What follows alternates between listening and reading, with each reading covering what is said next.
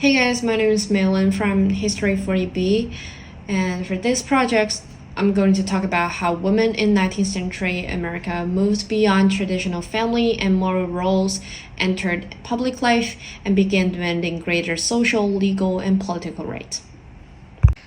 So what I'm talking is not only how women asking for rights, but women moving from domestic roles into public reform and right-based politics. The three primary sources in today's topic are Cause for Women's Rights by Sarah Grink, Anti the Woman by Sojourner Truth, and the Westchester Women's Rights Convention proceedings. These three sources display the movement process that's from a moral critique to a challenge to racial limits under gender equality, and finally organized public actions.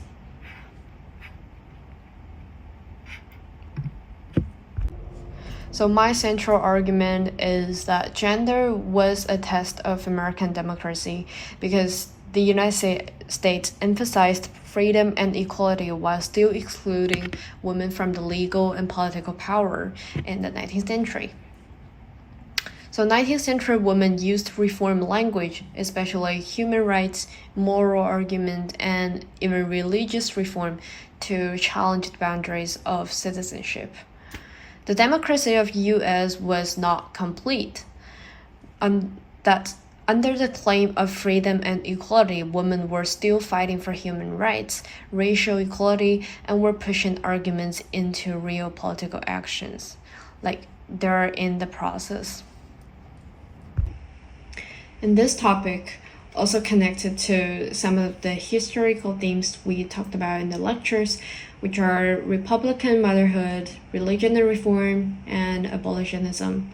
So women were valued as moral educators, but this still kept them largely within the domestic life, which they still lack basic human rights to choose their own lifestyle. And for the religion and reform, antebellum reform movements gave women moral authority and more public visibility. Also, the anti-slavery work helped Black women rethink their own lack of rights and situation under the slavery system. So the first part of gender movements we're going to talk about today is from domestic duty to human rights. Sarah Graham stated that women's social roles like wife, mother, housekeeper are evidence of social control. So her argument moves women's restrictions from the private home into a public language of human rights.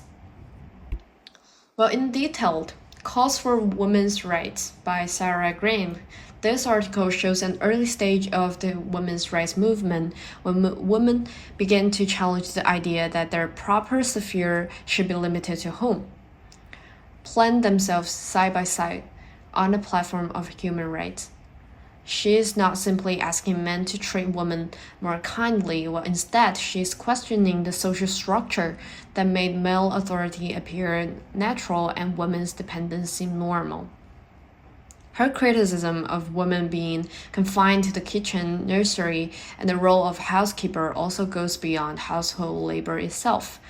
These roles limited women's access to education, public discussion, and independent decision-making. In other words, the domestic sphere became a boundary that restricted women's voices and opportunities. And her language also connects to the theme of religion and reform. She uses moral and Christian language to argue that God did not create women to be naturally inferior to men, and her involvement in abolitionism also helped her recognize a broader pattern of oppression and enter the public reform movement. After realizing women's lack of human rights, the society began to pay attention on women protection. However, this kind of womanhood didn't include all race. In other words, it wasn't universal. 19th century women's rights language often imagined a protected, delicate woman, while truth shows that this image did not match the experience of Black women, especially women who had lived under the slavery. So the second article brings race, slavery, gender, labor, and motherhood into the same conversation. Sojourner Truth makes this argument concrete through her own experience of labor, motherhood, and slavery. So in the article, "And I, a Woman," she first recalls that society claimed that women should be helped into carriage, lifted over ditches, and given the best place. But she responds that nobody ever helps me into carriage or over mud puddles or gives me any best place. By this quote, it shows that the idea of women deserving protection was not universal. So Black women like Truth were expected to perform difficult physical labor, but they were still excluded from the respect and protection associated with the womanhood. Truth's experience as a mother reveals another limit as well. She says that I have borne 13 children and seen most all sold off to slavery. In the idea of Republican motherhood, motherhood was often celebrated as a respected moral role, but for enslaved Black women, motherhood was not protected. Slavery allowed families to be separated and treated children as property, turning motherhood into a site of violence and grief. Gender cannot be understood separately from race and labor, so Truth expands the meaning of women's rights, that true equality must confront both sexism and slavery. Finally, from argument to organized public actions, conventions helped turn individual claims into collective political demands. The Westchester proceedings are not just one person's speech. They are a public record of a reform gathering. Then, the movement becomes more visible, organized, and connected to law, education, property, taxation, and political participation. The Westchester Women's Rights Convention, posted in 1852, shows that how women's rights had become a more organized political movement. So the convention argued that women were entitled by natural rights to participate equally in political institutions. This is very important because the movement was no longer asking society to respect women's moral influence, but directly challenging women's exclusion from citizenship and political power. This proceedings actually reminds us some specific problems, that women could be taxed without having a political voice, faced legal inequality, had limited control over property, and lacked equal access to education and public authority. These issues show that gender inequality was built into institutions, not simply caused by individual prejudice. So reformers need more than just changes in social attitudes. They need changes in law and government. This convention builds on the Seneca Falls Convention and the broader culture of religion and reform, but it also pointed toward later suffrage organizations such as the National American Women's Suffrage Association, or NAWSA. In this sense, women's rights moved from moral criticism to organized institutional pressure. But why gender matters to 19th century US history? That is because it helps review the gap between American ideals and American reality.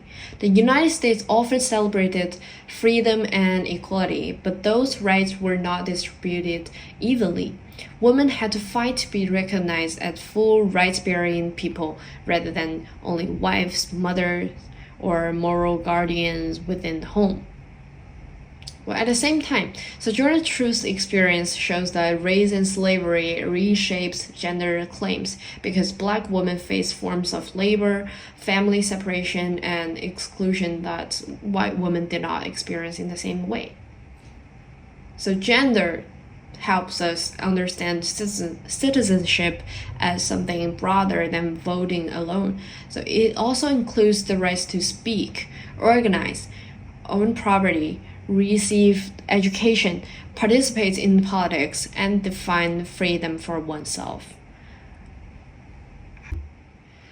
Overall, 19th century women's rights movement transformed gender from a private social role into a public human rights issue. Sarah Graham challenged the moral and religious assumptions behind gender hierarchy. Sojourner Truth showed that any serious claim to gender equality also had to confront racism and slavery. And the Westchester Convention then turned all these arguments into organized political action focused on law, education, property, and participation. So taken all together, these sources show that democracy in the United States expanded only when excluded groups challenged the limits of American freedom and demanded recognition as full rights-bearing people.